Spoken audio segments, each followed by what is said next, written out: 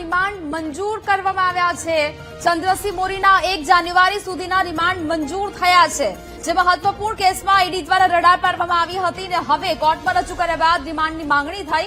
9 દિવસના આ રિમાન્ડ મંજૂર થયા છે। ઈડીએ 14 દિવસના રિમાન્ડની કોર્ટ સમક્ષ માંગ કરી હતી અને જેમાંથી હવે 9 દિવસના આ રિમાન્ડ મંજૂર કરવામાં આવ્યા છે। આરોપી ચંદ્રસિંહ મોરીની દિલ્હીને લઈ જઈને તેમની તપાસ પૂછપરછ કરવામાં આવશે।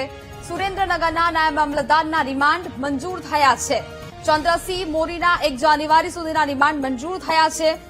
9 દિવસના રિમાન્ડ કોર્ટ દ્વારા મંજૂર કરવામાં આવ્યા છે। જોકે કોર્ટ સમક્ષ 14 દિવસના રિમાન્ડની માંગ છે તે કરવામાં આવી હતી। સમગ્ર કૌભાંડને લઈને હવે પૂછપરછ છે તે કરવામાં આવશે। 1 જાન્યુઆરી સુધીના આ રિમાન્ડ મંજૂર થયા છે। આરોપી ચંદ્રસિંહ મોરીને દિલ્હી લઈ જવામાં આવશે ને ત્યાં તેની વધુ પૂછપરછ છે તે હાથ ધરવામાં આવશે। મહત્વપૂર્ણ વાત છે કે સુરેન્દ્રનગરના નાયબ મામલતદારની સામે હવે આ સકંજો કસવામાં આવ્યો છે અને જેમની ધરપકડ બાદ તેમને કોર્ટમાં રજૂ કરવામાં આવ્યા હતા અને ત્યારબાદ 14 દિવસના રિમાન્ડની જે માંગ છે તે કરાઈ હતી।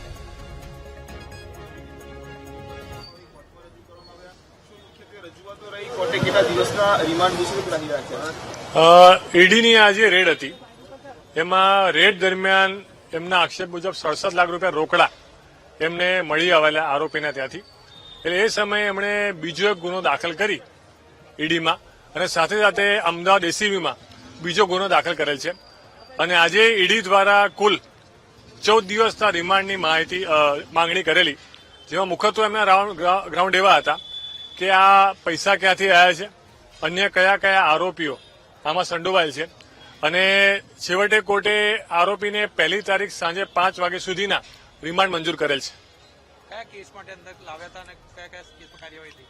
યસ, આમના ઉપર જે 42 નંબરનો જે કેસ રજીસ્ટર થયેલો એ કેસમાં એમને આજે પ્રોડક્શન કરેલું અને કુલ ઈડીમાં 2 ગુના દાખલ થયેલ છે અને એ ગુનામાં એમને આગળની જે તપાસ છે ગુનાના રૂટ સુધી જવા માટે ઈડી દ્વારા રિમાન્ડની માંગણી કરવામાં આવેલી।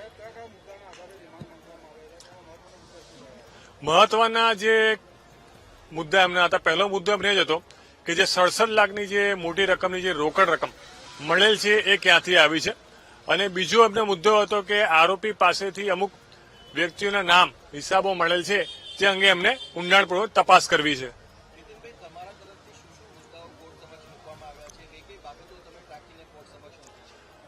પહેલો મુદ્દો મહત્વનો અમારો એવો હતો કે જયારે ઈડીએ રેડ કરી ત્યારે આરોપીને કોઈ સર્ચ વોરંટનો હુકમ રિસીવ નહોતો કરાયો અને તે સમયે જયારે આરોપીને એ લોકો એવું કહે છે કે બતાવ્યો અને પંચનામું કર્યો રિકવરી, તો રિકવરી પંચનામામાં કોઈ પણ જગ્યાએ ઈડી દ્વારા કયા કેસમાં રેડ કરવા આવ્યા છે એ કેસ તેમાં લખ્યો નહોતો।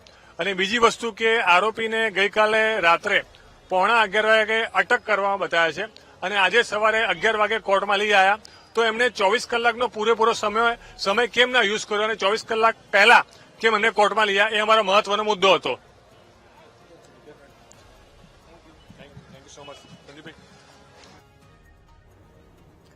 તો જ પ્રકારે હવે વકીલનું નિવેદન સામે આવ્યું છે। કુલ 2 ગુનાને આધારે ઈડીએ 14 દિવસના રિમાન્ડની માંગ કરી હોવાનું સામે આવ્યું છે। કોર્ટ ઈડી દલીલના આધારે 9 દિવસના રિમાન્ડ છે તે મંજૂર કર્યા છે। જો કે કોર્ટ સમક્ષ 14 દિવસના રિમાન્ડની માંગ કરવામાં આવી હતી, પરંતુ કોર્ટ દ્વારા 9 દિવસના રિમાન્ડની મંજૂરી છે તે આપવામાં આવી છે અને હવે આરોપીને દિલ્હી ખાતે લઈ જઈને તેની વધુ પૂછપરછ છે તે હાથ ધરવામાં આવશે। સુરેન્દ્રનગરના નાયબ મામલતદારના રિમાન્ડ મંજૂર કરવામાં આવ્યા છે। 9 દિવસના રિમાન્ડ એટલે કે 1 જાન્યુઆરી સુધીના રિમાન્ડ ચંદ્રસિંહ મોરીના મંજૂર થયા છે।